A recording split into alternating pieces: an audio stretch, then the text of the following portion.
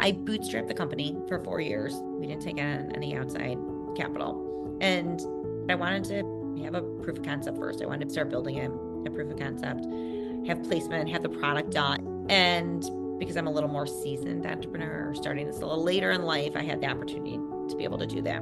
But now really to scale any type of consumer product brand, especially in beverage, and even more so when you're an alcohol beverage, you really need more resources to put behind it. So we know we need to build a sales team. We want an all-women sales team on the ground going to sell to accounts for us. Welcome to Women Leaders on the Move, a Her C-Suite radio podcast. I'm your host, Natalie Benamou, and every week I bring you stories to help you navigate what comes next. If you're looking to accelerate your career and eventually be in the C-Suite, land a board role, start a business, or if you are looking to decide your 3.0 career, we have guests that talk all about this, and we also have programs for that in Her C-Suite, a powerful network community where women meet, engage, and thrive. And speaking of Her C-Suite, I was able to meet our guest today thanks to one of our amazing members, Ari Krizizek. She is a member of Her C-Suite. I met her through our program, and also we share a common Entreprenista League. So shout out to Entreprenista League. And it's just a big ecosystem of women coming together and doing business together. And that's what we're going to be talking about today with my guest, Mara Smith. She is the founder and CEO of Inspiro Tequila, a clean, additive-free tequila brand crafted with discerning female consumers in mind. She is a mother of three and former attorney and corporate strategist. We talk about the interesting pivots that she took as a mother, stay-at-home mother, and then launching her business in the beginning of the pandemic. There are so many lessons learned about how you start a business and navigate through a lot of things, including international, global companies, to be able to build the brand that you envision. I am a super fan of her tequila. I love tequila. It is my favorite drink. And so I can't wait for you to hear all the things on this episode. So let's get started now. Mara, I'm so excited to welcome you to Women Leaders on the Move today. I cannot wait for our conversation. Thanks for being on the show. Thanks for having me. I am really glad because we met at a networking event, and I knew that you were going to be at this event, and I was so intrigued because I saw that you make tequila, and I was like, well, tequila is my jam. So I have to go to this networking event just so I can meet you. And then I learned all these great things, and I'm so glad to have you on the show. So for our listeners who haven't met you in person or don't know, I would love for you to share a little bit about the arc of your career, because it's had such an interesting journey and bringing us to this moment today. Thank you. I appreciate it. Well, there, you just proved my hypothesis that women drink tequila. We do. Took a little bit of a circuitous route getting here. I studied accounting in undergrad, got my CPA, went straight to law school, then took the big law firm job to pay my law school loans off. Great experience, worked at a large law firm for many years, thrown in the fire very quickly and learned a lot on the job, but then started contemplating starting a family and looked around. I'm like, wait, there are no women in my department. Where are they? There are no role models to see how I can possibly manage like this large law firm life and having a family. So although I loved the time I had there, I decided, I'm going to go to the business side. Let me try something different that might be a little more manageable. I left and decided to go into corporate strategy. So go on the business side, not on the legal side. And I joined McDonald's Corporation. There, my eyes were open to like this whole new world of possibilities. I was studying like consumer trends and insights and ideating for the company. I was fascinated by the whole thing. And I think that sparked my entrepreneurial spirit. Before that, I was heads down, just myopically focused on the goal ahead. But while I was there, nothing ever goes according to plan. I became pregnant with my oldest kids, who are twins, and they're great and in college now. But I ended up on emergency bed rest for 3.5 months. So my corporate career came to a screeching halt. I then had preemie twins and made the decision to leave the workforce and leave my corporate career. Nothing I ever anticipated doing. I don't think anyone who knew me ever saw that coming, but I had these teeny little babies. I thought they needed my attention, and I'm very fortunate that I had that option. So I was home, then had another child 9.5 years later. So I ended up being out of the workforce for over 16 years. Always knew though that at some point I was going to start my own company. I just wanted to build something on my own, run something on my own. I knew it was going to be in food or beverage. I'm a super consumer. I just love the category. What amazing timing. I finally am like, I'm going to do this in February 2020. So that is when I started Inspiro Tequila. The reason it became tequila was really just two things. One, all these women kept telling me that just like me, they are tequila drinkers. I've been a tequila drinker for a number of years. I thought I was drinking something kind of better for me as far as alcohol goes. Vodka like wakes me up in the middle of the night for some reason. Wine, love it while I'm drinking it, hates me the next day because all the sugar and everything. So I just found that, tequila soda, like a really clean, easy drink. And so many women were telling me, oh, I drink tequila. I'm a tequila drinker. Well, if all these women drink tequila, why are brands not focused on her? So I just thought it was like kind of a very big miss, the part of most major brands. Women are just totally overlooked in spirits. I felt overlooked. No one was really marketing anything towards me. It's the consumer. And the second thing was, here, I thought I was drinking something a little better for me, and then learned that everything I was drinking had undisclosed additives. I did not know that they were literally putting sweeteners and aspartame and coloring in the tequilas I was drinking. And I wouldn't want that in any food I'm eating. So I definitely did not want that when I'm drinking either. So that convergence, can I create something that's clean, additive free, and really focused on a thoughtful female consumer like me? So many things are coming to mind, but I want to just focus on the one thing, which is pivoting away from being at home with your kids to becoming an entrepreneur. And then we'll talk about when, because I remember everyone can remember February 2020 very clearly. In her C-suite, we have next, which is women that leave their corporate life and do what is the 3.0, which is what you did, and you had a gap. And I'm just wondering, what was that like to kind of ramp into that as you were building it? So you launched in 2020, but you must have in 2019 been thinking about it and planning. How was that transition for you to do that? And how did your kids respond? Right. All great questions. I formed the LLC in February 2020. So I'd started thinking about it a Oh, little bit okay. end of 2019, but like we didn't launch in market Mm. till end of 2021 online, and then in Illinois, my home market, in May of 2022. So it took a while to build that. I think it starts with first, like, why the timing. So my kids were in high school, and all of a sudden, oh my gosh, two of them are going to leave at the same time. And I started just panicking about that. I'd never felt bored for 1 minute. And I will say this to all the moms who are home, all the moms who were home. I wasn't restless. I wasn't bored. I had plenty to do, plenty on my calendar, and managing a home is not an easy task. But wait, two of them are going to leave. This is the time. So it just happened to be that I coincided with before the entire world shut down. The second is, I think often if you have caregivers and they want to reenter the workforce, it's very hard and you don't know where to go. Even if I thought, I want to go work for someone, okay, what am I going to do? Am I going to get all my law credits back and go to a law firm? Who am I going to apply to? What's my resume when you have this huge gap on the resume?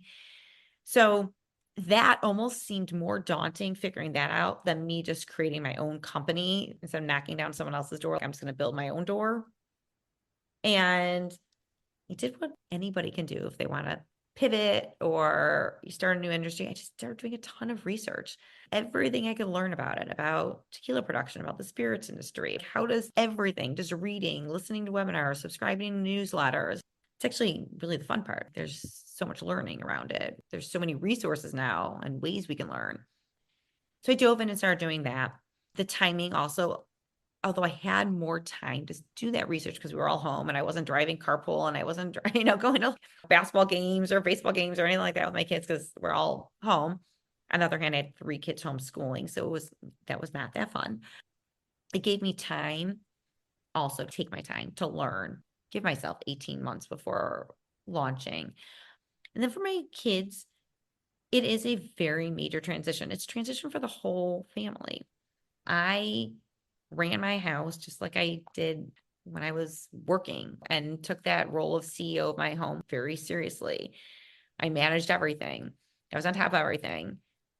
I drop a lot of balls now. That is just the matter of fact. And if any given day I get something done really well, but I probably failed in something else and I have to kind of accept that and give myself some grace. But actually read the Tiffany Dufu book, dropped the ball, and I started implementing that into my life. So my son, I need new pants and whatever. And usually I just go online, get them, or so I really had to, like that's a major shift for everybody.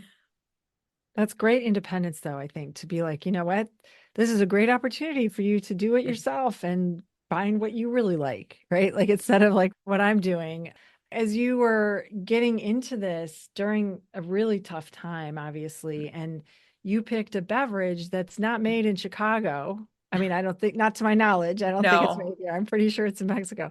How did you navigate that? Because that had to have been really difficult with all, lockdown and trying to figure that out. What was the process like for you? this whole starting a spirits company, and especially when it's produced in a foreign country, this is not for the faint of heart. I'm like, go big or go home. You're going to re-enter and start a company. Well, let's do something really highly regulated, like alcohol, and then let's make sure it's manufactured in a foreign country that you have to bring in. So it took a lot of work on that end. But I'd say one thing I did really well was to take all the introductions and reach out and meet people. So I got an introduction to someone who has another tequila company, and she introduced me to some consultants who helped them in Mexico. So then I connected the consultants and brought them on. And then I had them do Zoom video walkthroughs of distilleries to find a distillery. I had already narrowed it down. I want this, this, and this, and this distillery. I had researched the distilleries. I want one that doesn't produce for a lot of suppliers because I want them to follow our recipe and specifications. And I don't want to use a bulk tequila. And I want someone who lets me bring my own master distiller in because I wanted a female master distiller. I read a book about the women in tequila. It's a very small book, but found 4 fabulous female master distillers. Okay, let's reach out. Which ones can we work with? I narrowed it down. I wanted ours who we have, Anna Maria Romero Mena. So, and then can you make a connection? Can you find her and can I meet with her on Zoom? So I had to do a lot of that back and forth, but luckily I found people to be there on the ground. That also was like a benefit of that time also, because if people had more available time to meet. So because I needed guidance and I wanted to talk to other, if it's women in spirits or just female founders or other people in spirits, every time I got an introduction and I follow up, it was pretty easy for someone to give me like a 30-minute Zoom time. Someone who I wouldn't otherwise have access to, because let's say it would require going out for coffee and that's going to end up taking 2 hours of their time by the time they drive there and meet me, come back, probably would not have got on their calendar. But I think a lot of doors open for me and I had a lot more introductions and people that I got to connect with and that could help and provide feedback because we're in that time. So as a new brand, there were actually some benefits of that kind of whole new online virtual meeting world. I love that you always finding the silver lining in fact in this, and of course we have hindsight, so that's even better, but it's true that there was more time to have conversations at a time when that was all we had was Yeah. time for conversation. So it's so good. When you were talking about the recipe, because as I said, I'm a tequila drinker and I definitely can tell the difference in tequilas and in the ingredients and how good it is. And I will say I love your tequila and I'm going to have a link Yeah. and everyone needs to get it. And especially, for all my friends here in Chicago, I hope that they all do because it's so delicious. And the bottle is so beautiful. Oh my gosh. We'll talk about that in a second. But for the ingredients, how did you figure that out? How did you taste and know what was the right combination? Well, listen, real tequila, like our tequila, it's literally, there are no ingredients. It is agave, water, yeast. That is Wow. it. It's only blue rubber agave. There's nothing added. So additive free, because the ones that they taste like overly sweet or like Mm. birthday cake is because they're adding things. There should not be anything added for a really quality tequila. You don't need anything added. So it's more of the production process, the time, the cooking methodology, making sure that you're using mature agave, so that you want to make sure the agave is mature so that it has like the right sugar content. Because when you're using Mm. immature agave, you generally have to add sweeteners because you don't have a high enough sugar content in the plant to start with. How you cook, how you mash, how you ferment. We use different yeast strains for fermentation. Something unique that we do on our Blanco that we got sweeter tasting notes, we actually put it in former bourbon barrels for a short time. Blancos very rarely ever go into wood. So for us to put into wood for a short time, really gave it some of those sweeter notes without using any sweeteners.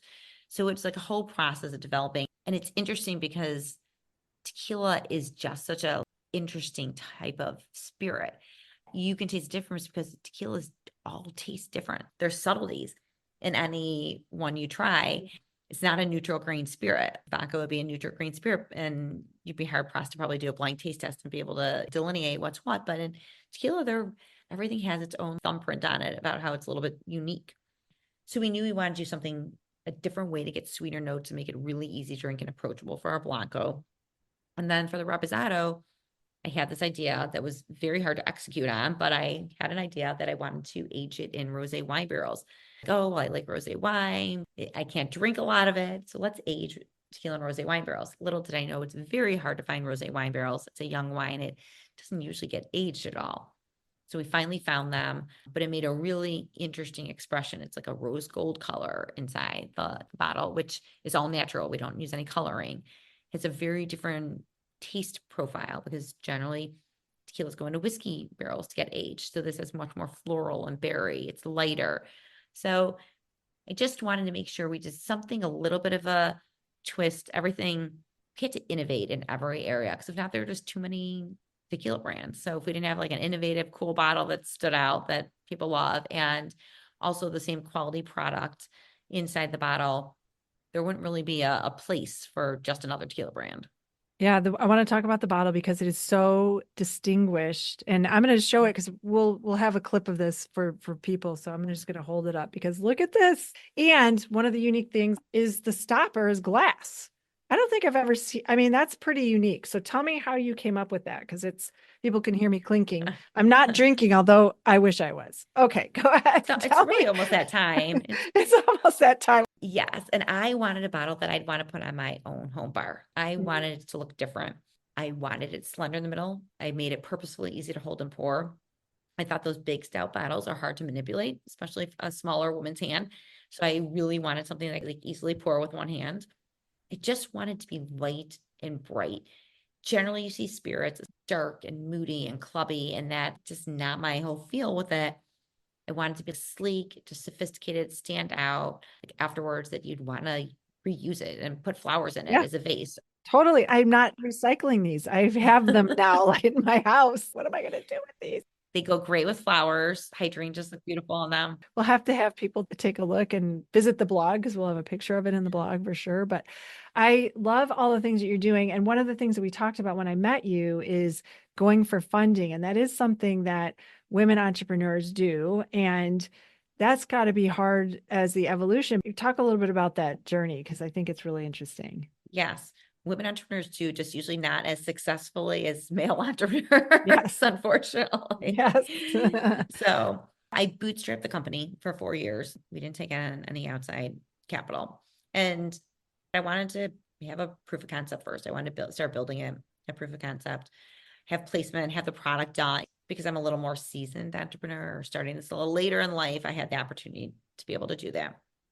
But now really to scale any type of consumer product brand, especially in beverage and even more so when you're an alcohol beverage, you really need more resources to put behind it. So we know we need to build a sales team. We want an all women sales team on the ground going to sell to accounts for us. We know we need some more marketing efforts. We do things like really small and scrappy. So I looked at it and said, well, I think now's the time. Again, really impeccable timing when it's incredibly hard to raise money right now. Women already have a hard time. And then in this climate, it's even worse. But we decided to go out and do first raise. And my goal, which adds a whole another level of complexity, is I really wanted to be female funded as well. So we're distilled, owned, and led by all women. We're a certified women-owned company. I just thought how incredible if we could really bring women to the cap table also. Get women interested in investing, looking at investing opportunities, more comfortable, ask the questions. How can we make this kind of entry point for women who want to start angel investing? So that's been something I've been working on a lot in the last few months. It's a very major undertaking. It's a whole other full-time job, but it's exciting because I think how we can scale and what we can do once we have capital infusion is going to be pretty incredible. and exciting. I'm so excited to see how this transpires for you. I'm a super fan, and being in Chicago, we have a store called Binny's, which you were in. I can't wait for you to scale so that all of our listeners get access to this amazing tequila. I'm such a fan, and I'm so glad that we got this time together. If people want to know more about you, as if they want to invest, I would love it. If they want to know more and learn about your product, where should they go to find you? Well, connect with me on LinkedIn. You know that I'm a big LinkedIn fan and LinkedIn person. So Mara Smith on LinkedIn. If you DM me and send a message, want to connect or interested in investing, I will respond. I respond to everybody. Follow Inspiro Tequila on at Inspiro Tequila on Instagram, or go to our website, www.inspirotequila.com. We do ship 45 states. So if we're not available locally in a state that you're in, we do ship online. I didn't realize about the online because I'm so spoiled being here in Illinois with you. Yes. But I hope that our listeners do have it shipped because I love it. And we should have like a virtual tequila party. I think that would be great for C-suite. So I'm gonna think Oh my about that. gosh. Anytime I I want know you we're to do gonna a have to tequila well, tasting. I would like to do that for sure. I've got this idea now. So yay. Well, I am so glad that we had this chance together. Thank you for being on the show. It's been so fun. Thanks, Natalie. I appreciate it. Thank you for spending your time with us today. I hope that you got as much out of this conversation as I did, because I always learn from amazing entrepreneurs like Mara, who reinvented how to start a career after having a pause and raising her family. And in the beginning of the pandemic, of all things, starting a spirit brand. It is amazing. And I know that you felt inspired, and I would be so honored if you would rate and review the show. That's how people find us. And if you are looking to surround yourself with other women that are on the move, join Women on the Move. It is inspired by you, our listeners, to give you access to our guests. Visit us at hercsuite.com and find out all the details. Keep shining your light bright. The world needs you.